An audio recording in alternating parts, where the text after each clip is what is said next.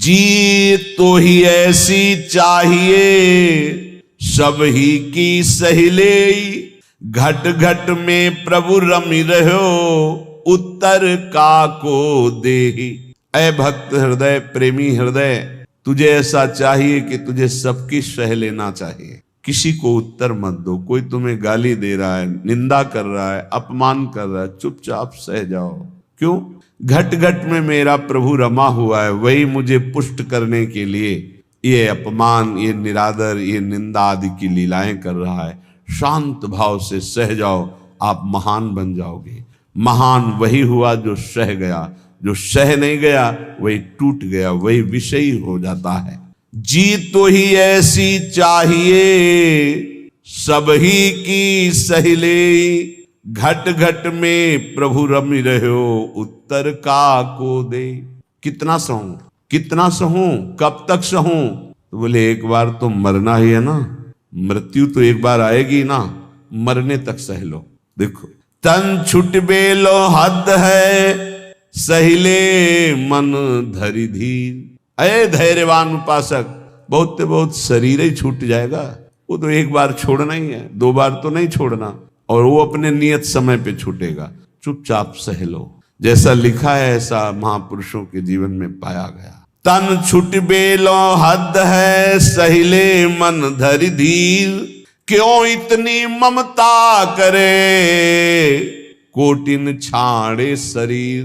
करोड़ों शरीर छोड़ चुके हो, एक बार प्रभु के लिए इस शरीर की ममता छोड़ दो। जैसा विधान हो चुपचाप उसे सहो, देखो उन्नति हो जाएगी, आपकी अध्यात्म उन्नति हो जाएगी। क्यों काहू को बावरो अपनो दुख बताए। गांठ बांध लो, अपनी पीड़ा अपने हृदय की हमारे हृदयेश्वर प्रभु जानते हैं। किसी से भी मत कहो, किसी और के कहने से वो खुद पीड़ा युक्त है, वो खुद प्रभु के आश्रित है, तुम भी प्रभु के आश्रित हो, क्यों किसी से कहते हो। बुरी सखी कितनी बढ़िया बात बता रहे।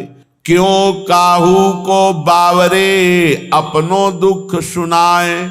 अगर वो बहुत वैष्णव है, भक्त है, तो वह ही में दुख पावई तेरी पीर न जाए। तेरी पीड़ा तो नहीं मिट जाएगी ना, वो और दुखी हो जाएगा। अगर भक्त नहीं तो उपहास करेगा। रही मन मन की मन व्यथा रखिए मन में गोए, इस सुनिठ लई है लोग सब बांट न ली है कोई। इसलिए अंदर की बात अंदर ही रख के केवल प्रभु, केवल प्रभु। रे मूरख क्यों चतुर बने अरुझत बारंबार, भलो भलो कई छाड़ी दे बहु बातन व्यवहार। कभी कभी उपासक फंस जाता है कि हम दूसरे का कल्याण कर देंगे। अरे मूर्ख मत बन, बहुत प्रवीण है। अरे सब में प्रभु विराजमान है, चर्चा भी करनी है तो प्रभु के सुख के लिए, परमानंदमयी प्रभु के यश गान के लिए। स्वांता सुखाए तुलसी रघुनाथ गाथा, स्वांता सुखाए। हमें भगवान ने यश गाने का अवसर दिया है, हम दूसरे का कल्याण कर दें इतनी सामर्थ्य नहीं। कह रहे हैं रे मूर्ख, ए मूर्खता मत करना। क्यों चतुर बने अरुझत बारंबार। इतनी बार समझाया, इसको समझ में नहीं आता, ऐसा वैसा, ये बहुत दुष्ट है, नीच है। भूल गए कि सामने शिष्य का नाटक करने वाला सिर्फ भगवान ही है, दूसरा कोई नहीं है। सबके अंतःकरण में घट घट व्यापी परमात्मा ही बैठा हुआ है। अय उपासक, भलो भलो कही छाड़ी दे बहु बातन व्यवहार। ये चार लोग तुम्हें बहुत अच्छा कहें, ये व्यवहार में मत उतरो, व्यवहार छोड़ दो। हठ करी पक्ष न रोपिए नहीं करिए उपदेश, सब सो नम नीचे रहो। ये बहुत बड़ी बात। अपना कहीं भी किसी भी तरह का अभिमान जागृत न हो, सब सो नम नीचे रहो। छाणी बलपन लेस, कोई अपने अंदर बड़प्पन लेस मात्र भी नहीं। अगर कोई अपना पक्ष विजयी हो रहा है कि हम जीत गए इनसे ज्ञान, मौन हो जाओ। हारे को हरि नाम, चुपचाप नाम जप करो, अपना पक्ष रोपिए मत। सब में प्रभु विराजमान है। सब सो नम नीचे रहो, छाणी बड़प्पन लेस। सब ज्ञानी सब ही चतुर, उर पे रख हित चंद। काहे करे सो सब भली, तू न बोल मति मंद। अय उपासक, यदि भगवत प्रेम प्राप्त करना चाहता है तो ऐसा मान सब ज्ञानी, सब चतुर हैं, सबको भगवान प्रेरित करते हैं। जो जैसे चल रहा है बढ़िया है, किसी की निंदा नहीं, किसी का अपमान नहीं, किसी का दोष दर्शन नहीं।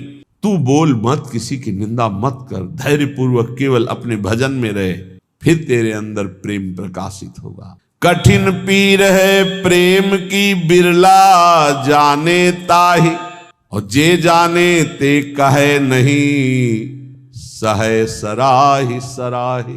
प्रेम ये जानने में आने वाला विषय नहीं, इसीलिए कभी प्रेमी कोई अनुभव नहीं होता कि मैं प्रेमी हूं, मेरे में प्रेम बढ़ रहा है। अगर ऐसा अनुभव तो अहंकार बढ़ रहा है, प्रेम नहीं। कभी ज्ञानी को ये ज्ञान नहीं होता कि मैं परम ज्ञानी हूं, मैं पूर्ण बोधवान हूं, कभी नहीं होता। और मैं अज्ञानी हूं, मुझे बोध नहीं, ऐसा भी नहीं होता। ना वो ये बोल सकता है कि मुझे पूर्ण बोध हो चुका है, क्योंकि ये किसको बोध हो रहा है? अहंकार को। और ये भी नहीं कहा जा सकता कि मैं अधूरा हूं, ना अधूरा ना पूरा, वही सच्चा पूरा, वैदिक सिद्धांत की बात। ऐसे ही प्रेम में कभी पूर्णिमा नहीं होती। प्रेम सदा बढ़िबो करे, प्रतिक्षण वर्धमानम, ज्यों शशि कला सुबेश। सच माने चंद्रमा जैसे अपनी कलाओं से बढ़ता रहता है। पर या में पूनो नहीं, ताते कबहू न शेष। इसमें कभी पूर्णिमा नहीं होती प्रेम में, ये बढ़ता ही चला जाता। अब प्रेमी को ये अनुभव नहीं होता कि मेरे में प्रेम है। अगर अनुभव होता है तो अभी अहंकार शेष है, वो अत्यंत दैन्य रहता है, उसको अपने अंदर प्रेम की कमी दिखाई देती है, वो रोता है प्रेम के लिए। जब उपासक अपने आराध्य देव के निरंतर चिंतन में चित्त को डुबोता है, संसार से पूर्ण रूप से उदासीन हो जाता है, तब उसके अंदर की विशुद्ध प्रेम वृत्ति, ममतामयी वृत्ति अपने आराध्य देव में लगती, तभी ये दिव्यता अध्यात्म की उसमें जागृत होती। श्रीपाद प्रबोधानंद जी महाराज कह रहे हैं, बहुत बढ़िया श्रीधाम वृंदावन की महिमा का ऐसा रसास्वादन करा रहे हैं कि जीव का परम कल्याण हो। दविष्ठे यस्तिष्ठे दति कृति निष्ठा कुविषये, सकृद वृंदाटव्यास तृणकमपि वंदेत सुकृति, सतत प्राणस्योच्छृंखल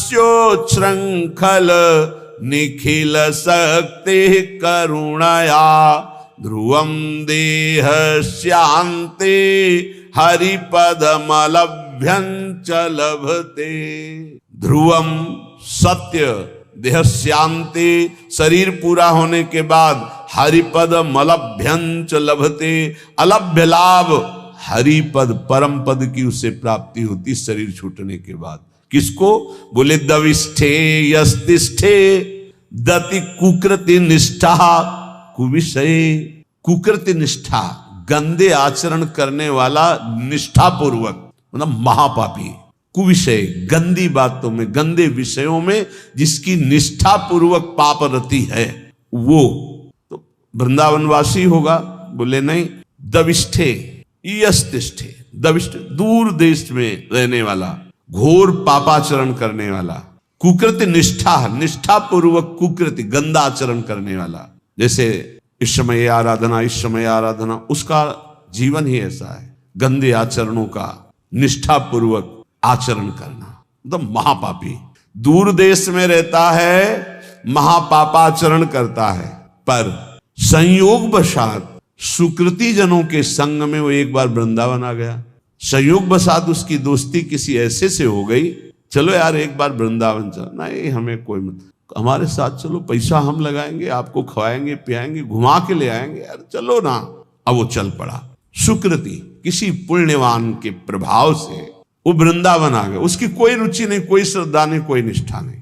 सकृत, एक बार वृंदाटव्यास तृणकमपि वंदेत सुकृति। अब उसने चलो बिहारी जी के दर्शन करे आवे, अब उसके साथ गया। जैसे यहाँ कई ऐसे दर्शन में आते हैं सुबह कि वो स्वयं नहीं आए, उनकी कोई श्रद्धा नहीं, उनको लाया गया है। जैसे किसी श्रद्धालु गृहस्थ की गाड़ी का वो ड्राइवर है, या कोई ऐसे घर का कोई सदस्य है, सब चल रहे हैं, तू भी चल, तो उसकी चेष्टा दिखाई देती है कि ये श्रद्धा से नहीं आया, इसे जबरदस्ती लाया गया है। वो खड़ा है, ऐसे देख रहा है, दृष्टि गई उसकी। ये मुद्रा और उसके देखने का तरीका बता रहा है कि वो श्रद्धा से संत दर्शन के लिए नहीं आया, क्योंकि हजारों हृदयों में जो उल्लास दिखाई देता है, राधा राधा नाच रहे, रो रहे, उत्साहित हो रहे, उसमें कोई फर्क नहीं। लेकिन उसका पुण्य उदय हो गया। पुण्य पुंज बिन मिलहि ना संता। क्या पुण्य उदय हुआ कि उसकी नौकरी लग गई ऐसे परिवार में जो भक्त है, वो ड्राइवर है, या उसका जन्म हुआ ऐसे परिवार में जो भक्त है पर वो बिल्कुल अभक्त है, उसका कोई न संत में श्रद्धा है न भगवान में श्रद्धा है, पर उसके कल्याण का योग बन गया। श्री धाम वृंदावन आया। और यहां तो कह रहे हैं वृंदा तव्यास तृण कमपि, एक तृण तिनका, उसमें भी उसकी नमन क्रिया हो गई, प्रणाम कर लिया। तो उसने प्रणाम नहीं किया। कईयों को देखा कि जब दृष्टि में दृष्टि मिला के उनको अपने आप ऐसे वो यंत्रवत ऐसे होना पड़ेगा, और जिनकी उपेक्षा कर दी गई, मंगल ही होगा तुम्हारा, आए हो किसी भी भाव से खड़े हो, तुम्हारा मंगल ही होगा। अब यहां से अमोघस्य, अब उनके जीवन का उत्थान शुरू हो गया। एक तृण की वंदना कर दे, एक तृण की वंदना, वृंदावन के एक तिनके को प्रणाम कर ले।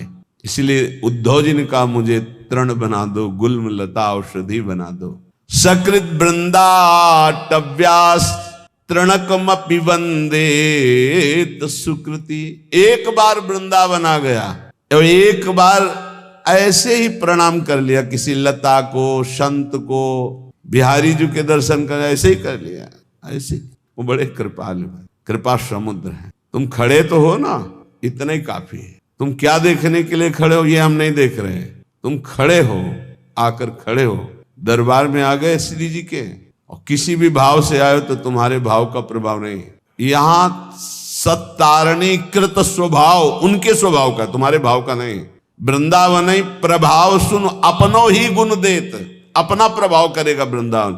ये अगर श्लोक सुनने को मिल जाए तो हमारी प्रार्थना है, जहां जहां तक कान में शब्द जाए। यहाँ जो बैठे हैं उनके तो भाग्य की क्या सराहना, लेकिन जिन्होंने कभी वृंदावन दर्शन नहीं किया, एक बार जरूर आ जाना, एक बार जरूर दर्शन कर जाना प्रभु के। इस धाम में एक बार जरूर घूम जाना, यहाँ की हवा लग जाए तो तुम्हारी संसार की हवा जितनी है वो तुम्हारी दुर्गति नहीं कर पाएगी। ये श्लोक मतलब अहोभाग्य जो महापुरुषों ने धाम की ऐसी महिमा को देखा और वर्णन किया। कह रहे दविष्ठे बाहर दूर देश में रहता है, यस्तिष्ठे दति कुकृत निष्ठा कुविषये, गंदे आचरणों की निष्ठा पूर्वक पापाचरण करता है। और सकृत एक बार किसी सुकृति जन के संग वृंदावन आ गया और वंदे तृणकमपि, एक तृण की, लता की, बिहारी जू की, संत की, ब्रज, किसी की भी वंदना कर दी, प्रणाम कर दिया, तो बोले सतत प्राणस्योच्छृंखल निखिल सकते करुणया ध्रुवम देहस्यांते हरिपदमलभ्यंच लभते। जिनका वृंदावन है वो बहुत करुणामयी है और अखिल शक्ति संपन्न भगवान उनके चरणों में झुके हुए हैं। हमारी लाडली जू बोले वो अपनी कृपा करती हैं इस धाम में आने वाले के ऊपर। तो तत्प्राणस्योच्छृंखल, जिस समय उसके प्राण निकलेंगे तो ध्रुवम, ध्रुव माने परम सत्य, देहस्यांते, देह छूटने के बाद हरिपद मलभ्यंच लभते, वो हरिपद को प्राप्त हो जाएगा। फिर आप वृंदावन वासी हो। तभी हम कई बार कहा है कि अगर 100-200 बार मोक्ष मुक्ति होती तो आराम से हो जाती, अपने पास इतनी रकम है। नहीं, राधाना एक हरिपद कमल अभ्यंच लभते, अलभ्य लाभ, उसे हरिपद की प्राप्ति हो जाएगी। घोर पापी यदि एक बार वृंदावन आ जाए। और हमें इस बात पर विश्वास करना चाहिए कि भगवान का नाम, भगवान के रूप, भगवान की लीला, भगवान का धाम, ये बड़े महिमामय है। अजामिल जीवन भर पाप किया, अपने बेटे के बहाने उच्चारण किया नारायण, तो परम पद मिल गया ना। ये तो धाम है। यहाँ की रज एक बार लग गई, एक बार प्रणाम कर लिया और फिर वो चला गया।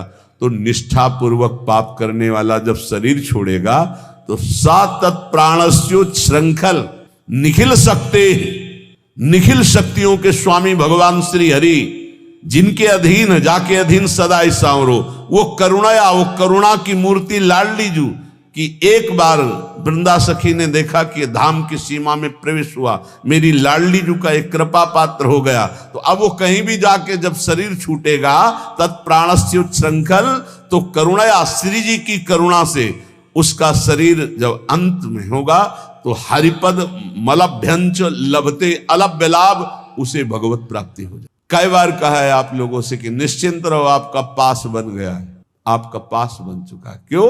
बोले हमारे माई श्यामा जी को राजी हमारा पास है, हम वृंदावन प्राण वृंदावन सर। एक बार प्रणाम की बात कही, हमारा तो जीवन वृंदावन है। कुबेराणाम कोटिर हसति धन संपत्ति भी रहो।